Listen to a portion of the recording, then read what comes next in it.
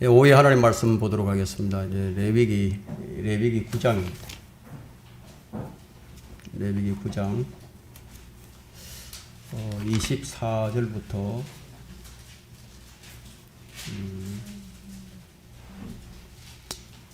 레위기 10장 2절까지 보도록 하겠습니다. 다 찾으셨습니까? 레위기 9장 24절부터 10장 2절까지입니다. 제가 받들어 읽겠습니다. 주 앞에서 불이 나와서 제단 위에 있는 번제물과 기름을 불사른지라. 모든 백성이 보고 소리지르며 엎드렸더라. 아론의 아들들인 나답과 아비후가 각자 자기의 향로를 가져다가 그 안에 불을 담고 그 위에 향을 담아 주께서 그들에게 명령하지 않으신 다른 불을 주 앞에 드렸더니 주께로부터 불이 나와서 그들을 삼키니 그들이 주 앞에서 죽은지라. 이 설교 제목은 교회 안에 나답과 아비후입니다. 교회 안에 나답과 아비후. 우리 이 본문의 말씀을, 이 본문의 사건을 보게 되면 참 우리를 당혹해 만드는 사건이 아닐 수가 없습니다. 성경에서 우리는 이 사랑의 하나님을 발견하게 되는데, 그 동일한 하나님께서 또 진노의 하나님이십니다. 또 소멸케 하나님이심을 우리가 여기서 발견하게 됩니다. 그래서 이 사랑의 하나님을 믿게 되면은 진노의 하나님, 또 심판의 하나님, 이 복수하시는 하나님을 믿을 수밖에 없게 됩니다. 하나님께서는 하나님을 거부하는 자에게는 진노로서, 또 완고한 자에게는 완고하심으로서 갚으시고, 또 겸손한 자에게는 하나님의 은혜를 베푸시고 사랑을 베풀어 주십니다. 우리 하나님을 믿는다고 하면서 또 지옥을 부정하는 사람들도 있고요. 하나님을 사랑한다고 하면서 하나님의 공의를 부정하는 사람들도 있습니다. 그것은 또 다른 하나의 우상일 뿐이죠. 우리는 이 성경에서 그분께서 일을 하시는 이 원칙들을 발견하게 되는데요. 오늘 이 본문의 내용은 좀 예외적입니다. 우리가 일반적으로 알기로는 하나님께서는 노하기를 더디하시는 분이신데, 심지어는 진노 중에도 자비를 베푸시는 분이시고, 그 진노를 퍼부으실 때도 멈출 준비를 하고 계시는 분이신데, 우리가 돌이키기만 하면 주님께서 우리의 상처를 싸매시고 또 치유해 주시는 그런 분이신데요. 오늘 좀 특별히 예외적입니다. 그분은 우리에게 값없이 그분의 사랑을 부어주셨죠. 하지만 우리가 주님을 올바로 섬기지 않게 되면 하나님께서는 끝까지 우리의 죄를 다루실 수밖에 없게 됩니다. 오늘 이 설교의 결론이라고 한다면은 우리가 무엇으로 또 어떤 것으로 주님을 섬기고 있는가 하는 거예요. 우리가 주님의 방식대로 섬기고 있는 것인가, 아니면 내 방식대로 주님을 섬기는가. 여기서 큰 차이가 벌어지게 됩니다. 우리가 받은 구원은 우리 구주 예수 그리스도께서 갈보리 십자가에서 이루신 이 구속의 사역을 믿음으로써 우리가 구원을 받게 된 것입니다. 그러나 사람들은 어떻죠? 이 십자가의 길을 거부하고 자기 방식대로 종교를 찾습니다. 그리고 교회를 다니는 사람들도 이 형식은 기독교라는 틀을 가지고 있지만 실상은 다른 예수를 섬겨요. 다른 영을 받고 있고 다른 복음을 따르고 있는 사람들이 너무나 많습니다. 다른 것으로 주님을 섬기고 있습니다. 이 오늘 본문이 주께로부터 나온 불이 이 두 사람을 소멸시키는 이 사건이 주는 메시지는요. 우리가 하나님을 잘 섬긴다면 복을 받겠지만, 우리가 하나님을 다른 것으로 섬기게 된다면 하나님의 진노를 사게 된다는 이런 경고의 메시지입니다. 우리가 하나님을 섬김에 있어서 이 사람들의 가장 큰 병폐라면은 자의적 숭배예요. 이걸 매우 경계를 해야 됩니다. 그 자의적 숭배가 거룩하신 하나님을 섬기는 데 있어서 실패하는 이 요인이 된다는 것을 잘 모릅니다. 여리고 전투에서 하나님께서 금하신 이 저주받은 물건을 취했던 이 아칸이 하나님께서 그와 그의 모든 집안을 다 멸해버리셨어요. 사도행전 5장에서 아나니아와 삽비라 그들은 성령을 속인 죄로 하나님께서 그 즉시 그를 심판해 버리셨습니다. 오늘 본문의 이 말씀과 같이요. 하지만 이런 사건은 하나님의 일반적인 원칙이 아니에요. 예외적인 원칙입니다. 만약 이 원칙대로 한다면은 그럼 왜 지금은 즉시 심판하지 아니하시는가 하는 거예요. 그런 질문이 생길 수밖에 없죠. 자, 하나님의 심판이 이 집행되는 것이 이제 보이질 않으니까 인간의 마음 속에는 악을 행하기로 딱 정해져 버렸어요. 하나님께서 많은 경우에는 오래오래 참으시지만 아주 특별하게 하나님의 거룩하심을 드러내기 위해서 예외적으로 역사하실 때가 있었던 것이에요. 그래서 우리는 이러한 하나님의 원칙을 배우고 거룩하신 하나님을 결코 진돗개 해서는 이제 안 될 것입니다. 많은 사람들이 하나님의 오래 참으심을 조롱하고 비웃고 있는 것이 오늘날 현실이에요. 우리는 그런 모습들을 참 많이 봅니다. 성경은 교회사 2000년 역사 속에서 그것을 잃는 자들로 하여금 자신이 죄인됨을 깨닫게 하고 그를 회개시키며 하나님의 자녀로서 거듭나게 하는데 이 성경이 지대한 영향을 미쳐왔습니다. 반면에 성경은요, 이 성경 해석자들에 의해서 가장 많이 유린당하고 난도질 당해왔습니다. 왜냐하면 교회 안에 독버섯과 같은 그런 자들이 있어서 자기 마음대로 성경을 해석해버립니다. 중세 시대까지만 해도요, 일반 성도들에게는 성경을 같이 못하게 했어요.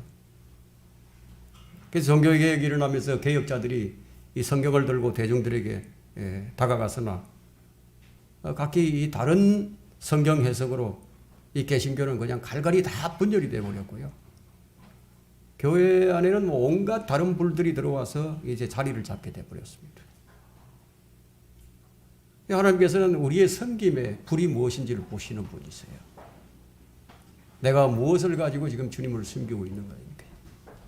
그것이 주님께로부터 나온 불인지 아니면 다른 불인지 그것을 보시고 계십니다. 우리 눈에는 다 같은 불로 보이지만 주님께로부터 나온 불은 따로 있는 거예요. 그래서 하나님께서는 이 구약의 제사장들로 하여금 성소에서 분향을 할 때는 반드시 하나님 명하신 이 불을 가지고 분향할 것을 명령하셨던 겁니다. 자, 이것을 별로 대수롭지 않게 생각했던 이 아론의 아들인 나답과 아비후가요. 어디서 가져왔는지 출처를 알 수 없는 다른 불을 가지고 와서 이 하나님께 향을 드린 거예요. 자, 이것이 이제 문제가 되어버린 겁니다. 자, 우리가 나답과 아비후가 되지 않으려면은 첫 번째 그 섬김의 동기가 어디서부터 나온 것인지 출처를 분명히 해야 합니다. 출처가 분명해야 돼요. 이거 매우 주의해야 될 부분이에요. 제가 아까 기도한 것처럼 우리 열심히 수고했는데 사랑의 수고를 열심히 했는데 나중에 보니까 받을 게 없더라. 거짓을 해서는 안 되는 거죠. 그래서 이것은 너무나 중요한 부분입니다. 1절을 다시 볼까요? 아론의 아들들인 나답과 아비후가 각자 자기의 향로를 가져다가 그 안에 불을 담고 그 위에 향을 담아 주께서 그들에게 명하지 않으신 다른 불을 주 앞에 드렸더니, 여기 보시면 나답과 아비후가 하나님 섬기지 않은 것이 아니에요. 아주 잘 섬겼어요. 하지만 그 섬김이 어떤 섬김인가 하는 것이 문제가 되었습니다. 주님은 가장 확실한 섬김의 법칙을 말씀해 주셨는데요. 그것이 무엇이냐면 카이사의 것은 카이사에게, 하나님 것은 하나님에게 바치라고 원칙을 탁 정해 주셨다. 그래서 이 원칙의 의미는 뭐 인간에게서 나온 것으로는 그 어떤 것으로도 하나님을 섬길 수 없다는 원칙이죠. 주님의 방식이 아니라면 우리 하나님께 나아갈 수 없다는 거예요. 방식이 참 중요한 겁니다. 교회가 하나님을 어떻게 섬기고 있느냐, 그 방식이 너무너무 중요한 거죠. 우리의 드림이, 우리의 섬김이 어떤 분인지를 잘 살펴봐야 하는 거예요. 하나님께서는 우리 그리스도인들에게도 오래오래 참고 기다려 주시기 때문에, 그래서 그런지 하나님을 따르기보다는 자신의 방식으로 주님을 섬기는 자들이 너무너무 많은 거예요. 유다는 이것을 어떻게 표현을 했냐면요. 유다서 1장 10절에서 그러나 그들은 자기들이 알지 못하는 것들을 비방하고 또 사나운 짐승들처럼 본능적으로 아는 것으로 자신을 부패시키느니라. 다른 불로 섬기게 되면 결국은 자신을 부패시키는 거예요. 교회가 다른 불로 하나님을 섬기게 되면 결국은 교회를 부패시켜 버리는 거예요. 유다서는 마지막 때에 배교자들에 관한 말씀이지만, 우리가 이것을 영적으로 적용해 볼 수가 있는 것이죠. 유다서 1장 16절에는 이들은 원망하는 자들이요, 불평하는 자들이요. 그들이 어떤 자들인지 지금 제시하고 있는 거죠. 원망하는 자들이고, 불평하는 자들이고, 그들의 정욕을 따라 행하는 자들이라. 또 그들의 입으로는 과장하는 말을 하고, 유익을 위해 사람들의 외모를 칭찬하는 자들이라. 또 18절에도 그들이 너희에게 말하기를 마지막 때에 자신들의 경건치 못한 정욕을 따라 행하는 자들이 있으리라고 하였느니라. 이 말씀을 보게 되면 오늘의 이 교회, 오늘의 성도들의 섬김이 어떠한 것인지 그냥 다 보이는 거죠. 여러분들은 성경을 소유하고 계시죠. 그렇다면 여러분들은 성령님을 소유하고 계시는데, 그러면 얼마나 많이 성령님이 안 계신 것처럼 얼마나 성령님을 슬프게 하고 그분을 소멸시키고 또 내 멋대로 내 고집대로 행했는지 한번 생각을 해보세요. 뭐 나이가 들어서 기억력이 예전같이 안 왔을 수도 있겠지만요. 참 우리는 많은 정보들을 접하고 있어요. 수많은 정보의 시대예요. 많은 정보들을 접하고 있지만 근데 그 정보들이 금방 잊혀져 버립니다. 그런데 경험한 것들은 잘 잊혀지지가 않아요. 그래서 나이가 먹으면 먹을수록 남는 것이라고는 추억밖에 안 남아요. 자기 경험했으니까. 깊이 경험한 것들만 남게 되죠. 그러니까 하나님 말씀을 우리가 정보로만 받아들인다면요, 그냥 금방 다 잊혀져 버리는 거예요. 이 말씀이 나의 양식이 되어야 되고, 이 말씀이 나의 삶에서 능력으로 드러나는 이 경험이 된다면요, 아마 여러분들은 많은 간증들을 가지고 있을 겁니다. 누구를 만나든지 교제를 하게 되면 뭐 그 간증을 쏟아놓겠죠. 그리고 우리는 그 말씀을 결코 잊지 않고 우리 마음판에 깊이 새길 수 있을 겁니다. 하나님의 말씀을 매주일 듣고 또 성경 공부도 하고 그러는데, 그런데 왜 우리가 주님을 온전하게 섬기지 못하고 있는가 하는 거예요. 그것은 그것을 섬기게 하지 못하는 그 방해 요인이 있기 때문인데, 이제 인간의 원리가 그래요. 인간의 본능이. 인간의 원리 가운데 가장 먼저 나오는 것이 뭐냐면요, 그냥 쾌락의 원리예요. 뭐 정욕대로 살고 싶은 거죠. 그래서 고통은 피하고 싶고 즐거움을 추구하는 것이. 그 육신의 정욕이란 관능적이에요.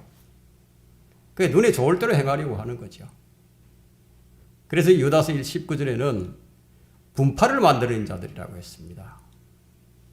뭐 사실은 자신들이 이제 구별을 하기 위해서 분파를 만든다고 얘기를 하는 거죠. 우리는 진리를 따라서 성별한 사람들입니다. 아니, 우리가 진리를 따라서 성별했다 하더라도 우리가 하나님의 말씀이 내 마음판에 새겨지지 않게 된다면 결국은 내 좋을 대로 행하게 되고 내 마음대로 분파를 만들 수밖에 없다는 거죠. 뭐 세상은 두말할 것도 없는 것이죠. 오늘날처럼 분파가 많은 시대는 이전에도 없었어요. 너무너무 분파가 많죠. 교회뿐만이 아니고 온 세상이 그냥 동성애자들의 그들만의 분파가 형성되어 있죠. 자, 심지어 산악회가 얼마나 많습니까? 무슨 동호회라든가 심지어는요, 이 강아지 모임도 있어요. 강아지 카페, 강아지만 가는 카페가 있다 이거예요. 자, 이들이 바로 성령이 없는 관능적인 자들입니다.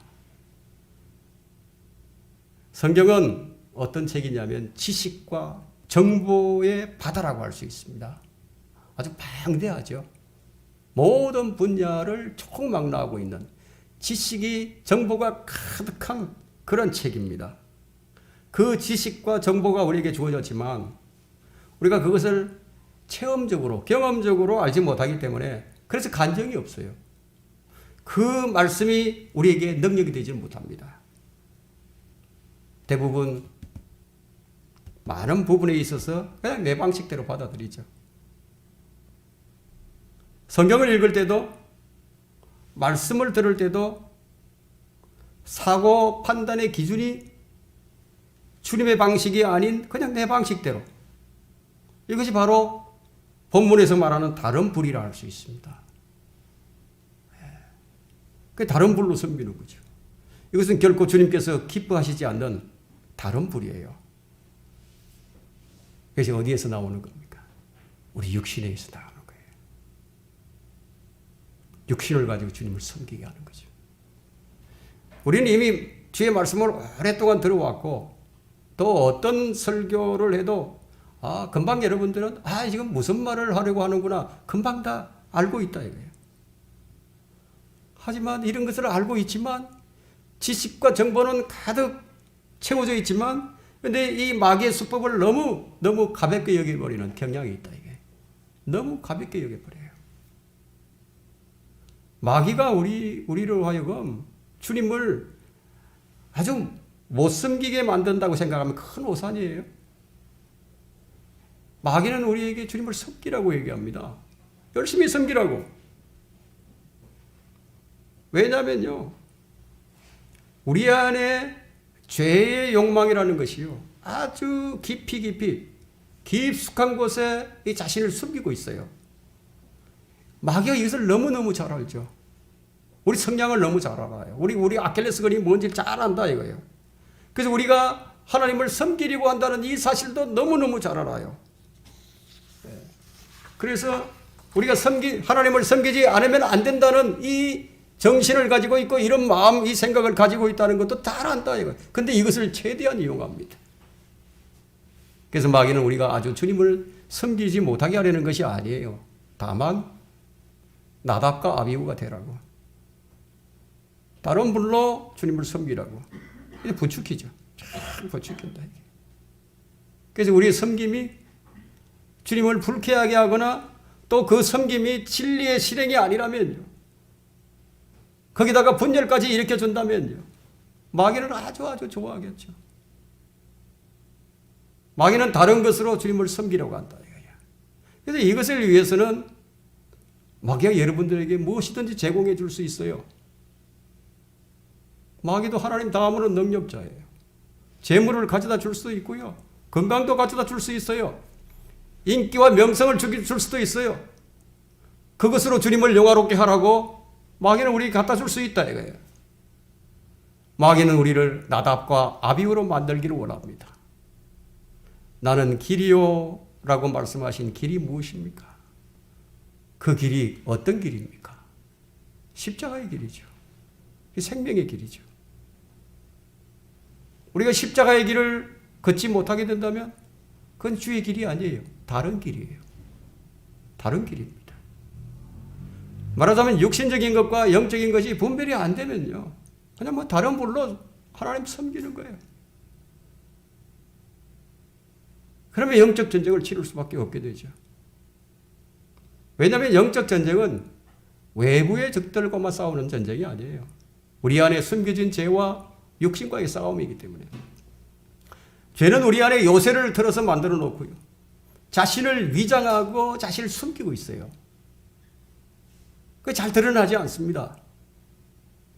가나안 땅에 들어가서 이스라엘이 그 땅의 족속들을 완전히 멸하라고 하나님께서 명령을 하셨는데, 자, 이것을 우리가 영적으로 적용해 본다면은 아직까지도 해결되지 않고 끝까지 싸워야만 하는 죄와의 전쟁이 있다 이거예요. 이스라엘 백성이 홍해 바다를 통과해서 이제 영적 침례를 받고 광야로 들어갑니다. 그 광야에서 하나님의 율법을 받고 이제 가데스 바네아에서 가나안 땅으로 바로 들어가는 그런 순간을 맞이했을 때 그들의 불신으로 인해서 그들은 38년이라는 그런 긴 이 세월을 광야에서 이제 방황하게 됩니다. 언제까지 하죠? 그 불신자들이 다 죽을 때까지. 다 죽을 때까지. 그들이 다 죽자 출애굽 2세대들이 신명기에서 다시 율법을 받게 됩니다. 그리고 가나안 땅에 들어가게 되는데 먼저 요단강을 건너야만 했습니다. 자, 우리는 이제 이 가나안 땅을 영적인 풍성함으로 이제 이해할 수 있습니다. 왜냐하면 이것은 우리가 쟁취해야 하는 것이기 때문에 그래요. 영적인 풍성함은 우리가 쟁취하는 겁니다. 우리는 구원을 받고 침례를 받았지만 여전히 우리 안에 죄의 문제가 있어요. 불평이 있죠. 원망도 있어요. 또 권위에 대한 도전도 있습니다. 하나님의 말씀에 따르려고 하지 않아요. 이런 문제들은 우리가 해결해야 될 문제들입니다. 결정적인 순간에 불신을 보였던 출애굽 1세들은 바로 나답과 아비후와 같은 자들이었습니다. 하나님께서 용납하지 않으시는 아주 결정적인 순간이 있는 거예요. 이런 연유로 여호수아와 칼렙을 제외하고 다 벌하실 수밖에 없었던 것입니다. 구원받은 우리는 생명의 새로움 가운데서 행해야만 하는데 옛날 방식으로 돌아가서는 안 된다는 거예요. 이런 두 방식 가운데서의 그 갈등은요, 우리가 죽을 때까지 하는 거예요. 주님이 오실 때까지 지속되는 그런 영적 전쟁임을 지금 우리에게 보여주고 있습니다. 그래서 바울은 날마다 나는 중도라고 했어요. 날마다 죽어야 한다 이거예요. 하루라도 안 죽으면 안 된다는 거예요. 바울처럼 날마다 십자가로 나아가지 않고는 뭐 승리가 없다는 거예요. 그래서 우리 육신이 얼마나 부패하고 그것이 얼마나 추하고 더러운 것인지 발견하지 못한다면 우리는 주의 사랑의 주의 갈보리 사랑의 빛 가운데로 나가지 못하게 됩니다. 우리가 유념해야 될 것은요, 주님을 섬기려고 나아갈 때 반드시 처리되어야 할 것이 있더라 이거예요. 처리될 것이. 그 처리되어야 할 것이 바로 내 자신의 육신이 처리되고 주님의 보혈로서 씻겨져서 그 온전케 된 속사람 안에서 주님을 섬겨야만 오늘 이 나답과 아비야와 같이 다른 불로 주님을 섬기는, 주님을 진노케 하는 그런 사람이 되지 않을 것입니다.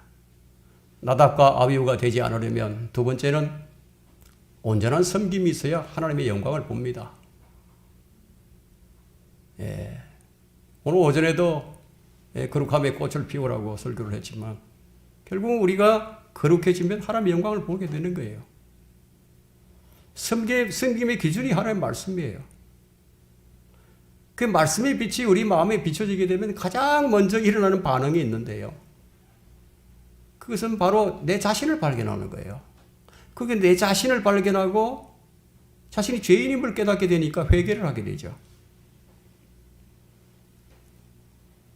여러분 역대기하를 한번 볼까요? 역대기하 34장 한번 보십시오.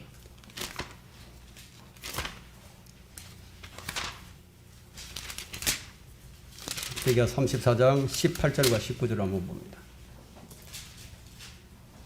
그때 서기관 사판이 왕에게 고하여 말하기를 제사장 hilki야가 내게 책 한 권을 주었나이다 하고 사판이 그 책을 왕 앞에서 읽더라. 왕이 율법의 말씀을 듣자 그의 옷을 찢고 왜 옷을 찢고 회개를 하는 거죠. 옷을 찢으면서.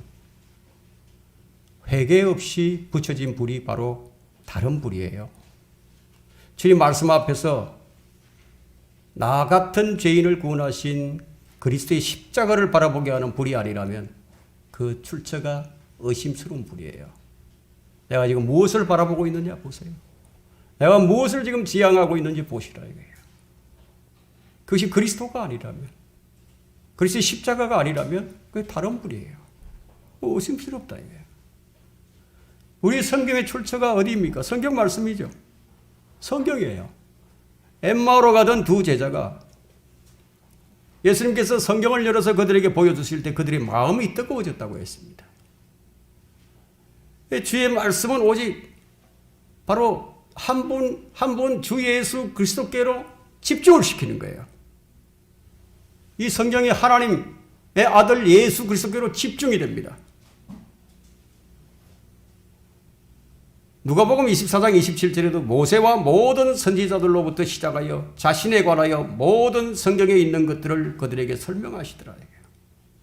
주님에 관한 것이에요. 모두가 다 주님에 관한 것입니다. 이것이 성경 공부의 핵심이에요.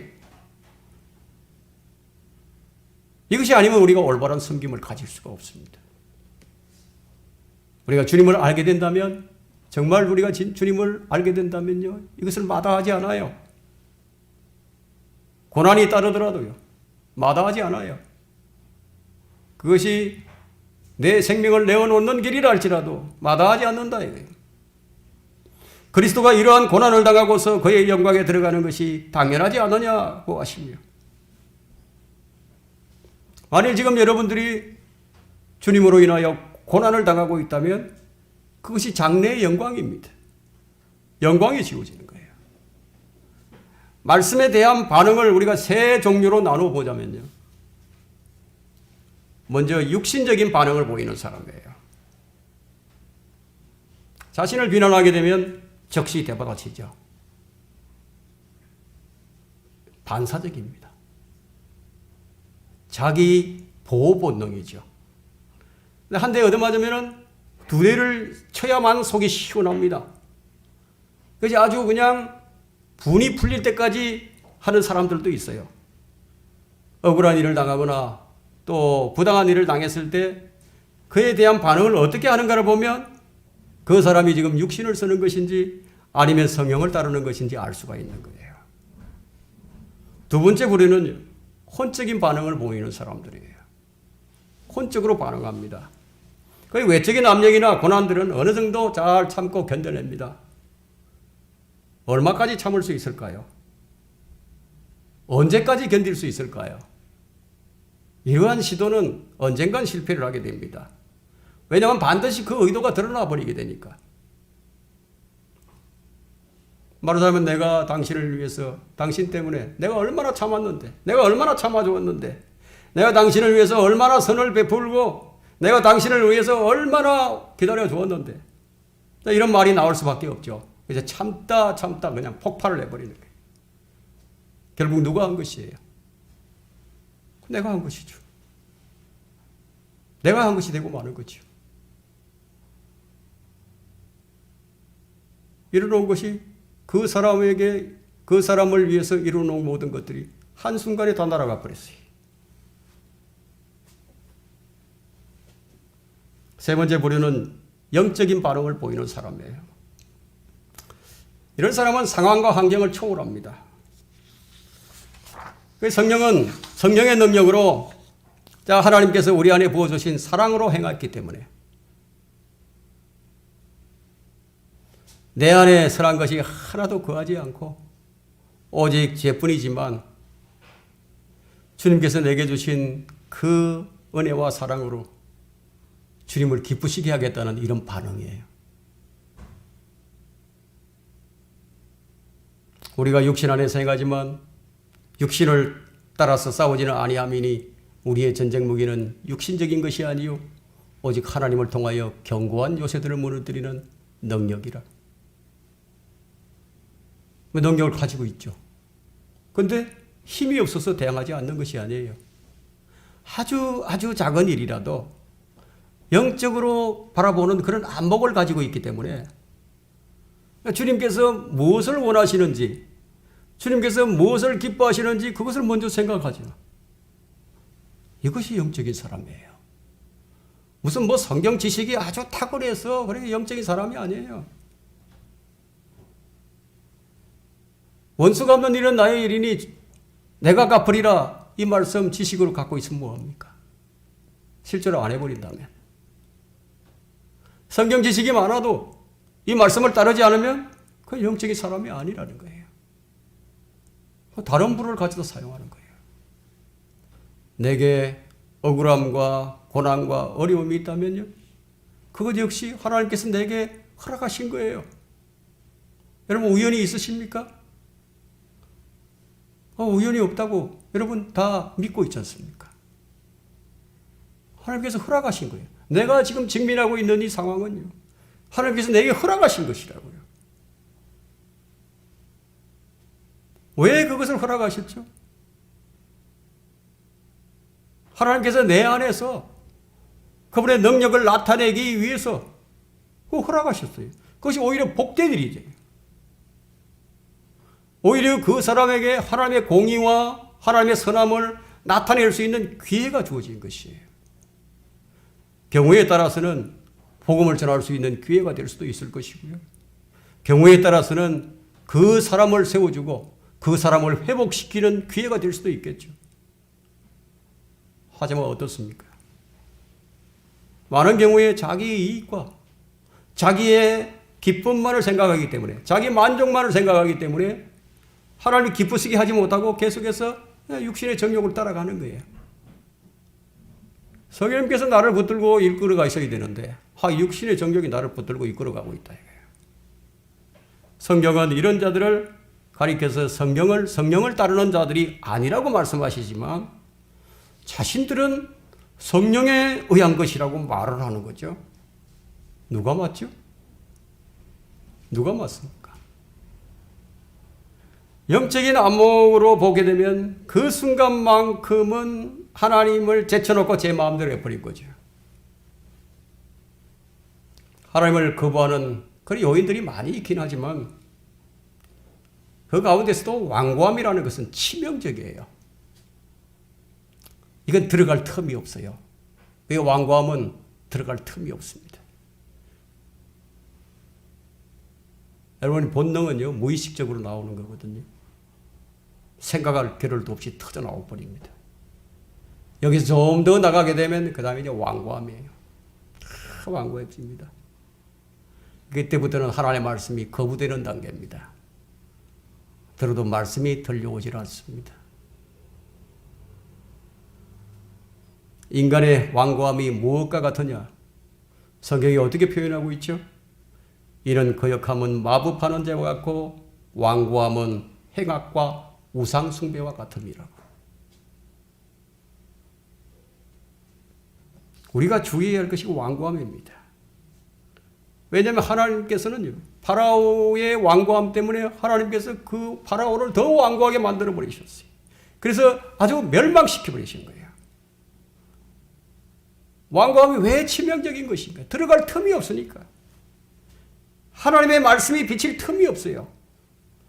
마귀는 믿지 않는 사람들의 마음만을 어둡게 하는 것이 아니라 믿는 자들도 할 수만 있다면요, 그 마음을 완고하게 만드는 거예요. 우리가 나답과 아비후처럼 성소에 들어가서 주님을 섬기고 대제사장 아론처럼 지성소에 들어가서 주님을 섬기려고 한다면 반드시 무엇이 처리되어야 되죠? 다른 불이 처리되어야 된다 이거예요. 내가 가진 다른 불이 처리되어야 된다는 얘기예요. 육신의 문제들이 해결되어야 된다는 거예요. 우리 주님께서도 영원하신 성령을 통하여 흠없는 자신을 하나님께 드렸어요.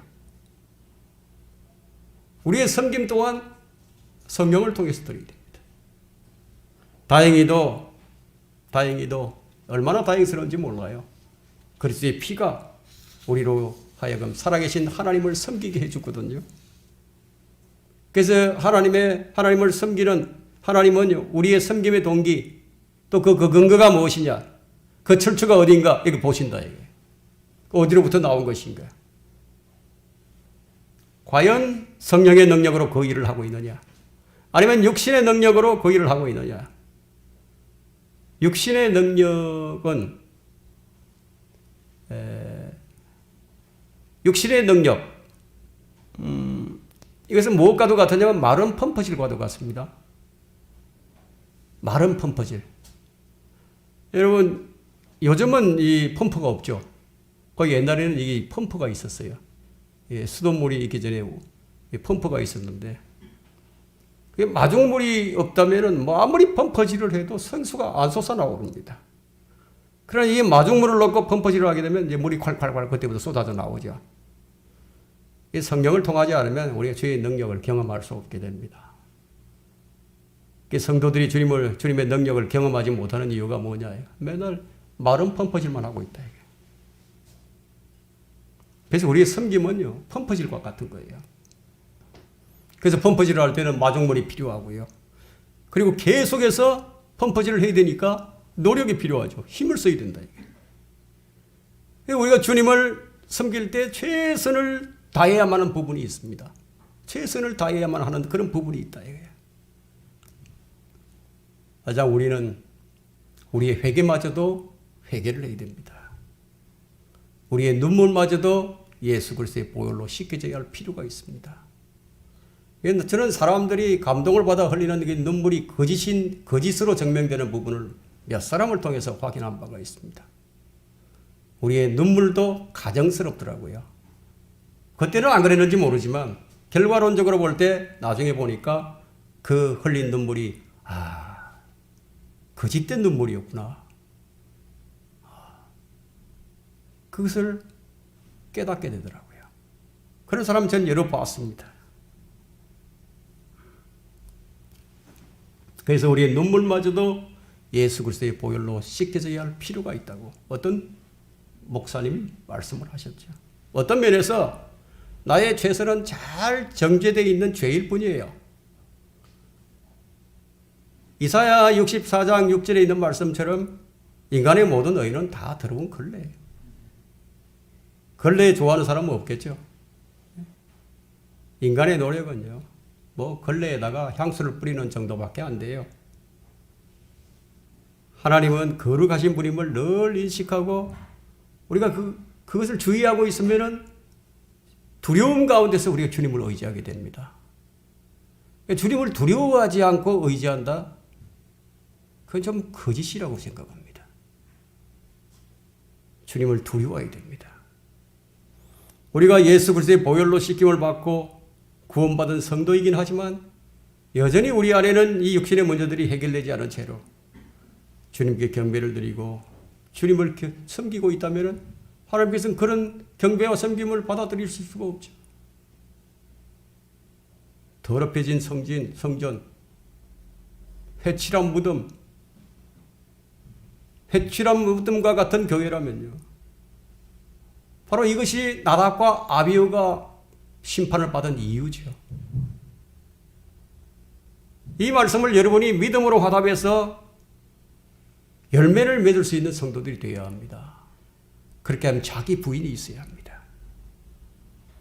자기 부인이란 한 알의 밀이 땅에 떨어져 썩는 고통이 있다는 거예요. 그 고통이 따릅니다. 희생이 따릅니다. 자신의 추악한 육신과 자아를 미워하고 십자가를 지고 십자가에 못 박은 제 주님을 따라가야 하는 그런 고통이 따라 수반되는 거예요. 고통이 없는 섬김이 없어요. 고통의 길이에요.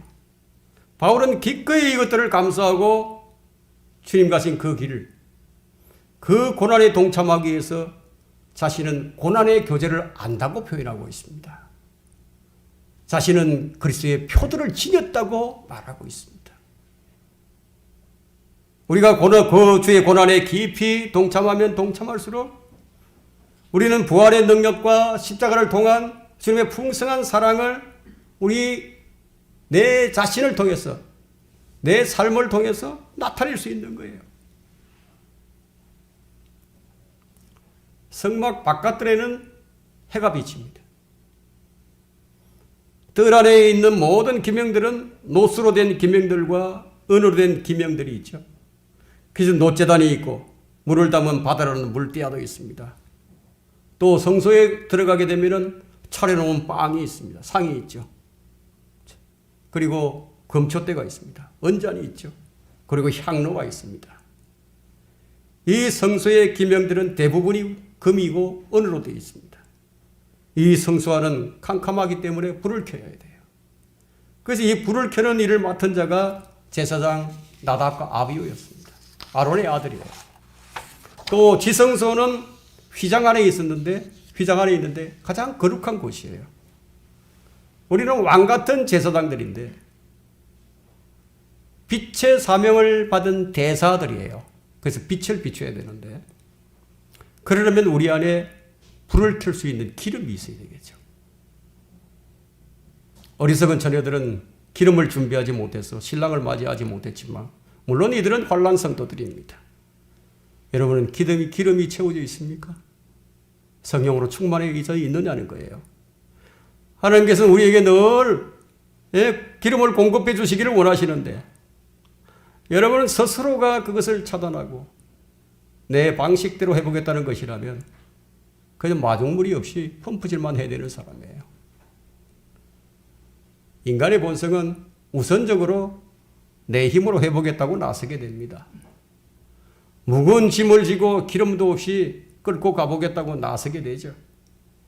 주님께서 그 짐을 대신 져주시기를 원하시는데 친히 주님께서 그 일을 대신 수행해 주시기를 원하시는데 나답과 아비후는 자기 방식대로 해결하려고 했습니다. 참 이것이 고쳐지질 않아요. 이것이 우리가 평생 싸워야 할 아말렉이에요. 이것이 훈련되지 않게 되면요. 죄인은 먼저 나오는 것이 육신의 본능이에요. 그래서 경건의 훈련이 필요합니다.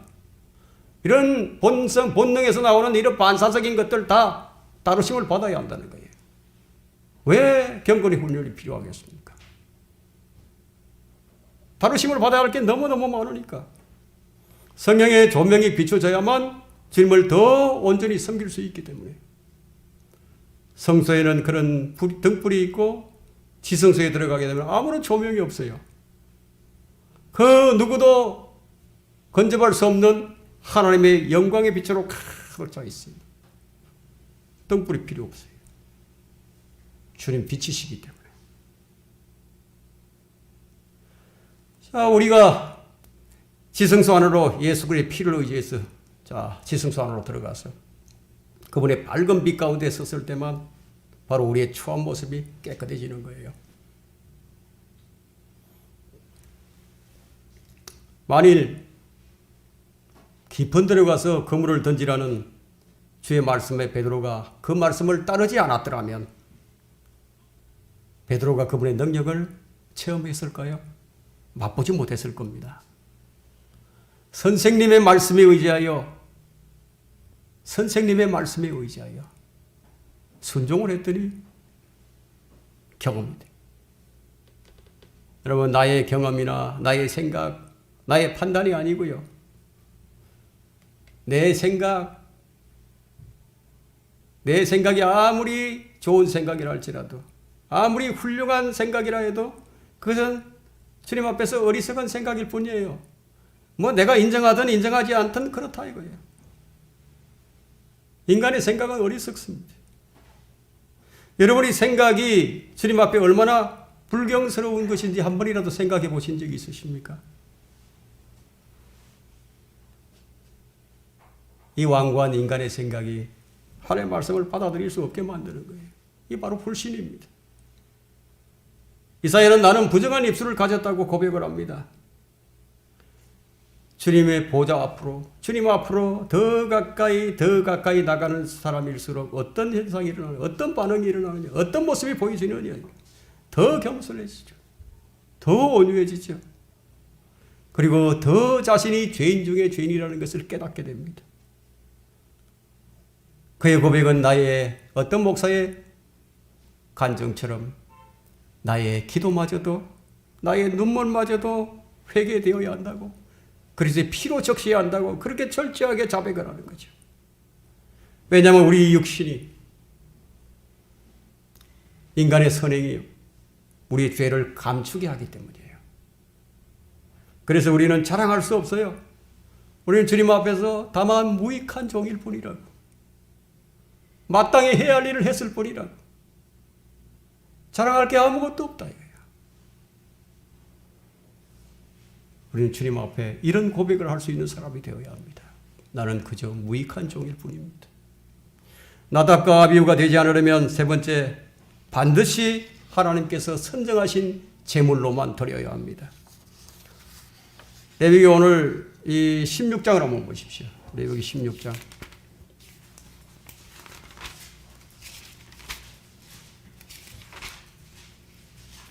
11절과 12절을 보겠습니다. 아론은 자신을 위한 속죄제의 수송아지를 취하여 자신과 자기 가족을 위하여 속죄하고 자신을 위한 속죄제의 수송아지를 잡고 주 앞에 제단에서 주 앞 제단에서 불붙은 숯불로 가득 찬 향로를 가져다가 잘게 간 향기로운 향을 두 손으로 가득 집어 휘장 안으로 가지고 와서 그리고 13절에 주 앞에서 불 위에다 향을 놓아 향 연기가 정거계 위에 있는 자비석을 덮게 할지니 그래야 그가 죽지 않으리라. 구약 시대에는 1년에 한 번씩 대제사장이 이제 지성소로 들어갑니다. 대속죄일 때마다. 이때 주님께서 명하신 외에 다른 방법으로 들어가게 되면 죽게 됩니다. 그러나 지금은 우리의 대제사장이신 예수 그리스도께서 지금 실물의 모형이 아닌 바로 하늘 그 자체의 지성소에 들어가 계신다. 그래서 그리스도께서 우리를 위하여 이루어 놓으신 그 갈보리 십자가의 구속을 통해서 우리가 그분의 피를 의지하고 날마다 언제든지 지성소로 들어갈 수 있다. 우리의 영적인 제사장 자격을 갖추게 된 거예요. 그 히브리서 10장 19절부터 22절에 이런 말씀이 있습니다. 그러므로 형제들아 우리가 예수의 피로 인하여 담대하게 지성소에 들어가나니 주가 우리를 위해 바치신 새롭고 살아있는 길로 휘장 곧 그의 육체를 통하여 들어가느니라. 또한 하나님의 집을 다스리는 제사장이 계시니 우리가 믿음의 온전한 확신 가운데서 진실한 마음으로 다가가자. 이는 우리의 마음은 피뿌림을 받아 악한 양심으로부터 깨끗해졌고 우리의 몸은 순수한 물로 씻겨졌기 때문이라. 악한 양심으로부터 피뿌림을 받았고 순수한 물로 씻겨졌다고 했어요. 이러한 자들만이 온전한 믿음의 확신 가운데서 담대하게 지성소로 나아갈 수 있습니다. 예수 그리스도께서 십자가에서 죽으실 때 성전의 휘장이 위에서 아래로부터 찢어져 버렸어요. 그럼에도 불구하고 우리 안에 이것을 가로막고 있는 것이 무엇입니까? 그것이 바로 우리의 육신이에요. 우리 죄악이에요. 이렇게 가로막고 있다 이게요.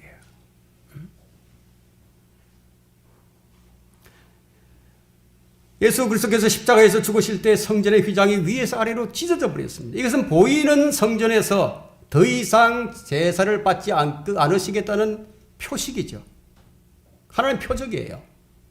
성경에서 이런 하나님을 발견할 수 없다면 여러분들은 마음속에 또 다른 주님을 섬기고 있는 거예요. 내 생각 속에서 하나님은 아마 이런 분일 거야. 처음에는 하나님은 이렇겠지. 이런 분이시겠지. 이런 생각을 계속하다 보면 하나님은 이런 분이야 하고 내 마음의 신념으로 딱 자리 잡아버립니다. 깨지지가 않아요. 내 생각의 틀 속에 딱 자신을 가둬버렸습니다. 빠져나올 수가 없어요. 다른 어떤 말도 들려지지 않습니다. 하나님께서는 이런 분이시겠지. 이것이 사사로운 성경 해석이죠. 이것이 다른 불이에요. 그래서 레위기 9장 24절에서 주 앞에서 불이 나와서 제단 위에 있는 번제물과 기름을 불사른지라 모든 백성이 소리지르며 엎드렸더라. 제단 위에 있는 불을 통해서만 주님을 섬길 수가 있었어요. 그런데 10장 1절과 2절을 보게 되면 아론의 아들인 나답과 아비후가 각자 자기 향로를 가져다가 그 안에 불을 담고 그 위에 향을 담아 주께서 그들에게 명령하지 않으신 다른 불을 주 앞에 드렸더니 주께로부터 불이 나와서 그를 삼키니 그들이 주 앞에서 죽으니라. 죽었어요. 다른 불을 가지고 왔어요. 출처가 재단으로 나온 게 아니에요. 주님께로부터 나온 게 아니었습니다. 오늘날 대표적인 자들이 은사주의자들이죠. 은사주의자들은 아주 열심히 기도합니다. 열심히 박수치고 찬송합니다. 그게 성령이 없는 자들인데요. 이들이 아주 열심히 주님을 섬기려고 하니까, 다른 영으로 주님을 섬기려고 하니까 마귀가 거짓된 불로 유혹해버리죠. 현혹시켜버렸습니다. 그래서 신비한 체험을 하게 되죠. 그 은사주의에 한번 빠진 자들은 나오기 힘들어요. 그런 경험도 하고 그런 신비를 체험했으니까 그것이 옳다고 생각을 하는 거죠. 뭐 하나님 말씀을 아무리 갖다가 들이대도 소용없어요. 그게 마음의 신념이라는 이렇게 무서운 겁니다. 인간이 피우는 불은요, 참 인간이 보기에는 아주 대단해 보입니다. 네, 아주 대단해 보입니다. 주 앞에서 불이 나와 제단에서 제물을 살랐던 불이 있었고, 또 출처가 분명치 않은 다른 불이 있었는데, 또 주님께로부터 불이 나와서 이들을 태워버렸던 불이 있고요. 근데 여기서 세 가지의 불이 나오지만 종류는 두 가지예요. 제물에 응답하시는 주님께로부터 나온 불과 주 앞에서 나온 불은 동일하지만 다 주님께로부터 나왔어요. 그 불이, 주님께로부터 나온 불이 소멸하시는 진노의 불이 될 수도 있고요, 우리를 받으시는 불이 될 수도 있습니다. 나답과 아비후는 주님께 향을 피워서 주님을 기쁘시게 하려고 한 것이었지만 주님께서 정해준 방법이 아닌 다른 방식으로 행한 것이었기 때문에 이것을 하나님께서 절대로 받으실 수 없다는 것을 우리에게 보여주기 위해서 성경에 이런 것을 기록해 놓으신 거예요. 성경의 다른 부분을 보게 되면 하나님의 자비가 어떠한지, 정말 악하게 행하는 가장 악한 왕이었던 아합 왕이 있었죠. 그런데 이 아합 왕과 같은 악한 왕에게도 자비를 베푸시는데, 주님께서 엘리야에게 그가 네 앞에서 얼마나 겸손하게 되는지 네가 보느냐? 아합에게 자비를 베푸시는 모습을 하나님께서 엘리야에게 보여주시는 거예요. 그런데 심판을 내리지 않으셨어요. 이 소돔과 고모라의 그 사악함을 보시고도 주님께서는 오랜 기간 동안 불로 심판하시기 전에 많은 시간과 기회를 주셨어요. 여기는 예외적이에요. 제단 앞에서의 불결함, 거룩한 성전에서의 불결하면 이것은 위기를 자초할 수 있다는 것을 우리가 늘 유념해야 합니다. 우리 몸은 하나님의 성전이에요. 성전입니다. 만일 누구든지 하나님의 성전을 더럽히면 하나님께서도 그 사람을 멸하시리라. 이는 하나님의 성전은 거룩함이며 너희는 그 성전이기 때문이라. 성전에 관한 문제는 이렇게 중요한 거예요. 우리가 죄의 자백이라는 것은 미루어서는 안 됩니다. 주님과의 관계에 실패한 사람은 그것은 가장 소중한 것을 잃어버린 사람이에요. 여러분들이 성도들과는 교제를 잘 하면서 만일 주님과의 교제에서 실패를 하고 있다면, 만일 여러분의 육신의 문제를 다루는 데 있어서 실패를 하고 있다면, 다른 여러분들이 모든 좋은 일들도요, 모든 잘했던 일들도 역시 나답과 아비후가 다른 불을 가져다가 사용한 그런 행위와 같게 되어버립니다. 주님과의 관계가 온전하다면 주님께서는 심지어 그의 원수들까지도 화목해 할 수 있다는 그런 복을 내려주실 수도 있습니다. 주님을 기쁘시게 한다면 그 사람의 원수까지도 화목하게 되리라고 말씀하셨어요. 사람들과의 관계는 뭐 상관없다, 뭐 이런 말이 아니라 지금 이제 본질이 무엇이냐 이것을 말하고 있는 겁니다. 더 소중한 것이 무엇이냐 이것을 잊지 말라는 것이죠. 나답과 아비후의 범죄를 여기뿐만 아니라 민수기 3장과 26장에서 두 번 더 기록을 하셨는데, 자, 이 문제는 주님께서 매우 심각하게 아주 중대하게 다루고 계신다는 것을 입증해 주는, 그래서 세 번 기록이 되어 있죠. 너희는 이런 죄를 짓지 말라는 경고예요. 하나님께서 이미 모든 것을 다 정해 놓으셨어요. 불은 어떻게 밝혀야 하고, 향불은 어떻게 피워야 하고, 향재료는 어떻게 만들어야 하고, 출애굽기 30장에도 이런 내용이 35장에서도 계속 반복해서 나옵니다. 그런데 이런 명령을 받은 나답과 아비후가 그만 이런 어리석은 죄를 범하고 말한 거예요. 주의 말씀을 들었는데, 근데 주의 말씀을 따르진 않았어요. 하나님의 말씀을 들은 자들은 더 큰 책임감이 있는 거예요. 차라리 모르면요, 책임감이 덜하죠. 다 아는데 하지 못하게 되면 그 책임감이 더 큰 거예요. 더 많이 받은 사람에게 더 많은 것을 요구하거든요. 우리는 온전한 하나님의 말씀을 가지고 있고 또 바른 교리도 가지고 있습니다. 그리고 우리는 올바른 진리를 지금 추구하고 있습니다. 그러나 구원받은 사람은 많지만 모두가 신실한 자들이 되지는 못합니다.